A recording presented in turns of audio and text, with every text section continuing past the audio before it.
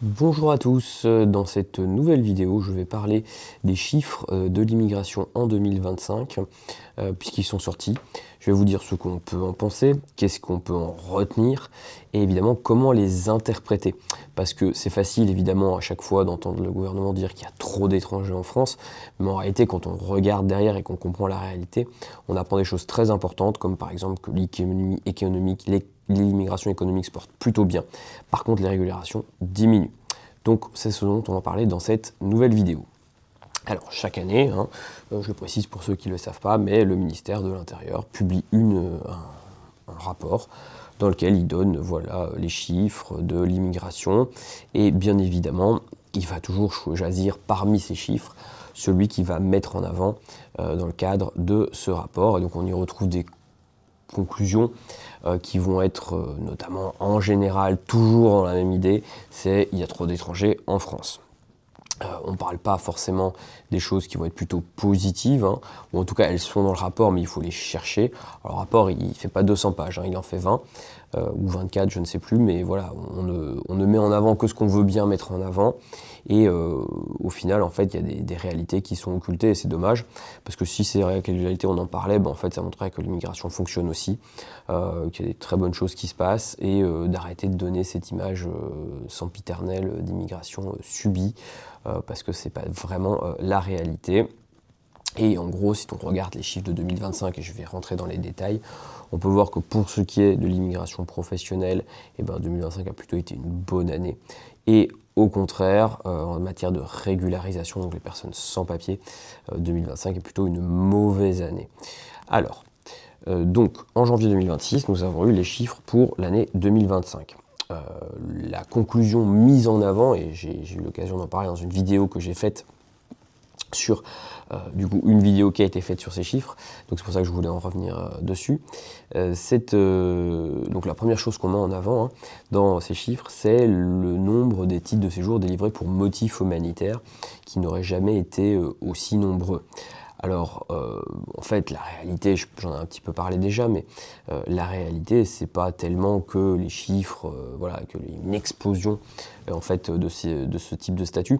En fait, la réalité est un peu plus fine, c'est-à-dire que quand on lit les chiffres, et c'est ce qui est indiqué dedans, c'est que beaucoup des personnes qui ont obtenu la protection subsidiaire sont en réalité des personnes ukrainiennes qui, quand elles sont arrivées en France en 2022, ont eu un statut temporaire dans le cadre d'un accord européen. Donc ils avaient, ils ont toujours d'ailleurs, une autorisation provisoire de séjour. Et en fait, ces personnes ont voulu, à travers l'acquisition de la protection subsidiaire, qui est une forme d'asile, on peut le dire comme ça simplement, avoir un statut un peu plus précaire, puisque maintenant ça fait 4 ans que la guerre est en cours, et donc ils cherchent à avoir une situation plus stable. Et donc c'est ce qui a fait augmenter en grande partie en tout cas, les personnes, le nombre de ces personnes.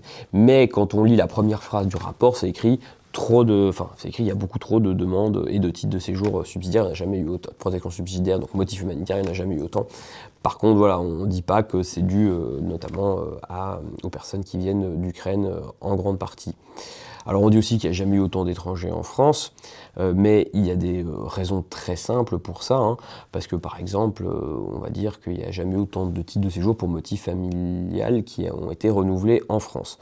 Mais en même temps, c'est particulièrement cohérent avec ce type d'immigration, c'est-à-dire que si vous avez un titre de séjour en tant que parent d'enfant français, généralement votre enfant français il reste là. De la même manière, si vous êtes conjoint français, que vous êtes marié, votre conjoint il continue de vivre en France. Il ne va pas partir à l'étranger pour faire plaisir au ministère de l'Intérieur.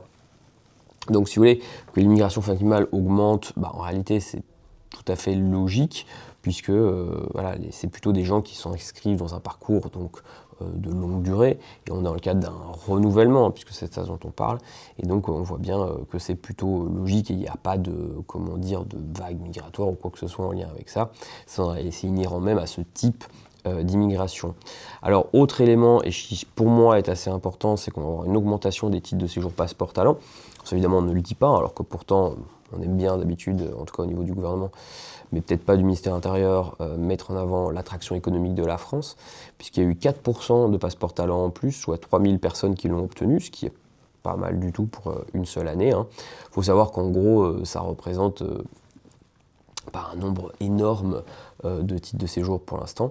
Et donc, on a quand même une augmentation assez importante. Et à peu près dans les mêmes proportions, on a 10% de régularisation en moins, c'est beaucoup, 10%, soit 3000 personnes qui ont été régularisées en moins en 2025 qu'en 2024. Alors voilà, déjà il faut bien comprendre ce que disent les chiffres donnés par le ministère, pourquoi ils donnent ces chiffres-là et quel est le but derrière.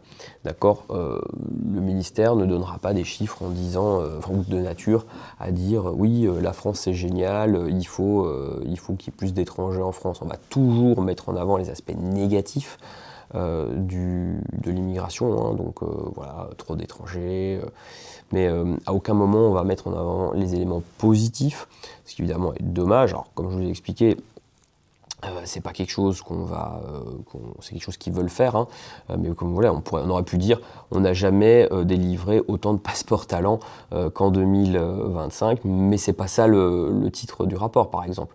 Voilà, on aurait aussi pu dire, on n'a jamais aussi peu régularisé qu'en 2025, ce qui là est par contre très paradoxal, puisque en 2025, on a eu la liste des métiers en tension, qui a inclus beaucoup de métiers qui étaient vraiment en tension et qui n'y étaient pas jusqu'à présent.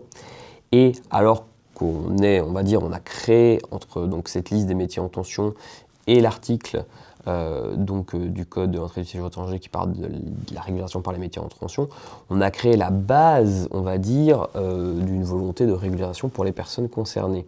Et au final, quand on regarde les chiffres, on voit que ce dispositif qui a été normalement créé, hein, parce qu'il y avait une volonté derrière aussi, même ça, ils n'ont pas réussi à le faire correctement, puisqu'ils ont régularisé encore moins de personnes que l'année dernière. Alors bien sûr, hein, vous vous doutez bien que la partie régularisation qui a été pensée, notamment d'un point de vue économique, c'est pas trop la motivation du ministère de l'Intérieur, qui lui est une logique plutôt de mécanique et de nombre d'étrangers à gérer.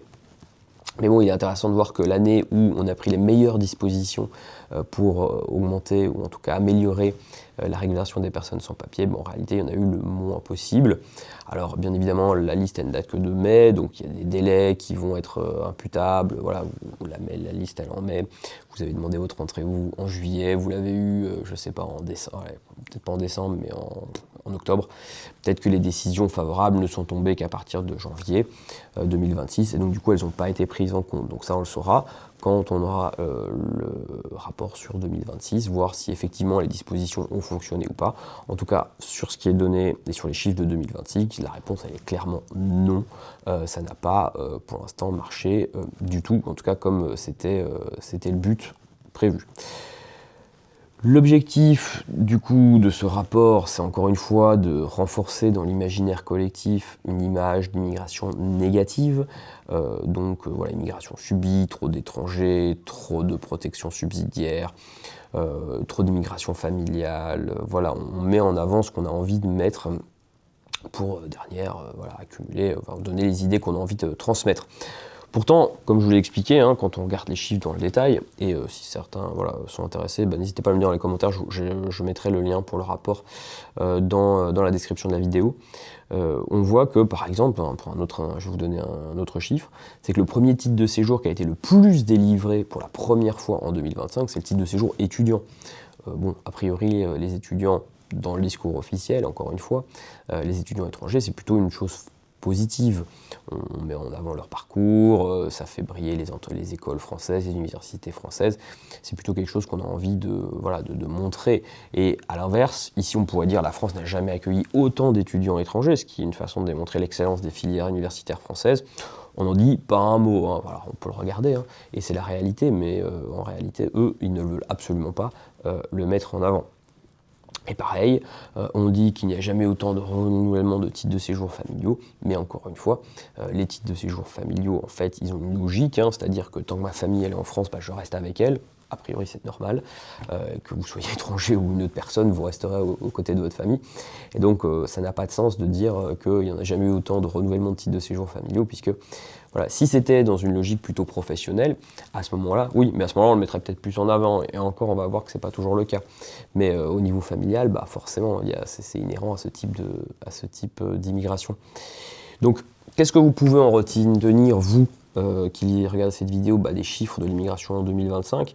Pour moi, c'est que contrairement au discours ambiant qui classique et qu'on entend depuis toujours, c'est qu'il y a quand même une place pour les gens qui veulent immigrer en France, notamment dans un point de vue professionnel. Comme on le voit, il n'y a jamais eu autant de passeports talents qui sont délivrés, que ce soit pour des salariés très qualifiés, hautement qualifiés, ou des créateurs d'entreprises. Donc ça prouve que cette immigration-là, elle fonctionne vraiment bien, et que si vous en avez les moyens, c'est vraiment une belle opportunité. Et d'autre part, il faut aussi voir que il faut voir ces chiffres pour moi comme quelque chose, comme une sorte de carte météo. Alors c'est un peu, on parle de données macro, hein, on ne parle pas de parcours individuel, mais d'un petit peu où en est la situation et voir ce qui a plutôt tendance à fonctionner et voir ce qui n'a pas beaucoup tendance à fonctionner. Et donc, chaque année, ces chiffres de l'immigration, généralement, ils en parlent un peu plus dans les médias. Cette année, on n'en a pas trop parlé pour d'autres raisons, parce qu'il y avait peut-être d'autres sujets. Mais ces chiffres, ils ne doivent pas seulement être lus, ils doivent être interprétés. D'accord ? Et évidemment, l'interprétation dépendra aussi de la personne qui les lit. D'accord ? Mon interprétation n'est pas la même que celle du ministère de l'Intérieur, comme je viens de l'expliquer. De la manière, moi qui suis avocat en droit des étrangers et qui défend des personnes dans cette situation et qui aide des gens dans cette situation tous les jours, j'ai pas forcément la même analyse qu'un magistrat du tribunal qui lui ne voit que les décisions négatives. D'accord ? Il voit pas toute la réalité des parcours des gens qu'il y a derrière. Et donc, il faut bien comprendre que ce rapport, c'est surtout des indications, on va dire, macro, donc générales. Vous ne pouvez pas les appliquer à le cas d'une seule personne, d'accord ? Mais il faut vraiment voir ça de manière générale sur toute une année et voir un petit peu le parcours, comment ça se situe. Alors, ce qui est un peu dommage, par contre, c'est qu'on n'a pas beaucoup d'éléments pour regarder d'un point de vue géographique comment cette immigration, elle se répartit sur le territoire. Et je pense que... Alors, je ne crois pas trop au hasard et je ne pense pas que c'est fait, que ce n'est pas fait justement. Ce n'est pas fait parce qu'il y a une volonté de ne pas le faire, parce que ce serait quand même intéressant de voir. Alors il y a quelques informations, hein, mais ça reste quand même pas très poussé, mais de voir où l'immigration, comment elle se fait, à quels endroits, quels sont les types d'immigration à chaque endroit. Et ça pourrait être intéressant, parce qu'en fait ça pourrait permettre, alors là je rentre dans des considérations beaucoup plus globales, mais d'avoir une immigration un petit peu plus... affiné en fonction, parce que vous n'avez pas les mêmes nécessités en fonction de certains territoires. Vous avez des territoires qui auraient besoin de tel type d'immigration et d'autres qui auraient besoin d'un autre type d'immigration. On va dire que les grands bassins de population économique comme la région parisienne, Lyon ou Marseille vont attirer plutôt en général une immigration professionnelle, ce qui ne sera pas forcément le cas dans le reste du territoire en fonction, on va dire, un petit peu des populations locales. Mais voilà, il ne faut pas non plus que si on lit ce rapport ou qu'on entend parler, se dire « Ah mon Dieu, c'est horrible, l'administration dit que il y a trop d'étrangers en France, moi on va jamais m'accepter ». Encore une fois, c'est pas forcément vrai. C'est l'interprétation qu'ils veulent en donner pour renvoyer, on va dire, cette image négative, quelque part pour décourager les gens de venir. Hein. C'est un petit peu l'idée.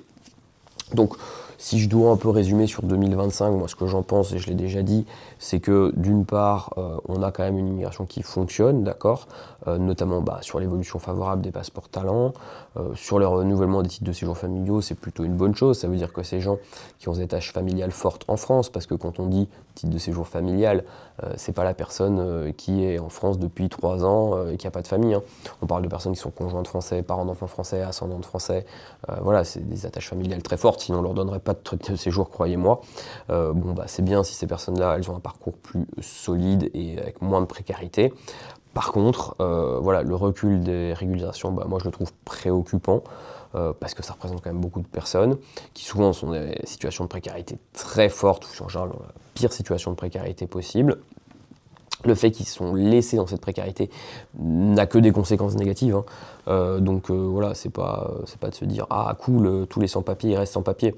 En fait, une fois que vous avez dit ça, c'est génial pour vous, mais en fait, ces personnes, elles restent sur le territoire. Donc au final, leur précarité, quelque part, en fait, elle préjudicie à tout le monde. Et c'est la raison pour laquelle ils avaient voulu mettre en avant la régulation titre des métiers en tension. En tout cas, on voit que la régulation titre des métiers en tension en 2025, pour l'instant, elle n'a pas encore du tout fonctionné. Ou en tout cas ça ne se voit pas dans les chiffres, même si on regarde vraiment en réalité en fait au niveau des régularisations, on voit que ça a surtout baissé ça a plus baissé au niveau familial qu'au niveau professionnel. Voilà, dans cette vidéo, je vous ai donné mon interprétation d'avocat en droit des étrangers sur les chiffres de l'immigration en 2025. Écoutez, si ces chiffres vous intéressent ou si vous avez des questions, n'hésitez pas à les poser dans les commentaires. Voilà, s'il y a des choses que vous avez eu le rapport et que des choses que vous ne comprenez pas, moi je serais intéressé d'échanger avec vous. N'hésitez pas à liker la vidéo comme toujours, puisque c'est ce qui permet de continuer à en faire, évidemment. De nous donner des idées, si vous avez des idées de vidéos qui vous intéresseraient, moi je trouve ça toujours très intéressant, et puis ça me permet aussi voilà, de trouver des choses à vous dire dans ce sujet. Abonnez-vous à la chaîne, puisque c'est aussi le plus important, c'est pour qu'elle se développe. Partagez les vidéos. Plus il y a de personnes abonnées, plus on a envie de faire du contenu, plus on peut interagir, plus on peut en consacrer du temps. Donc voilà, je vous remercie en tout cas.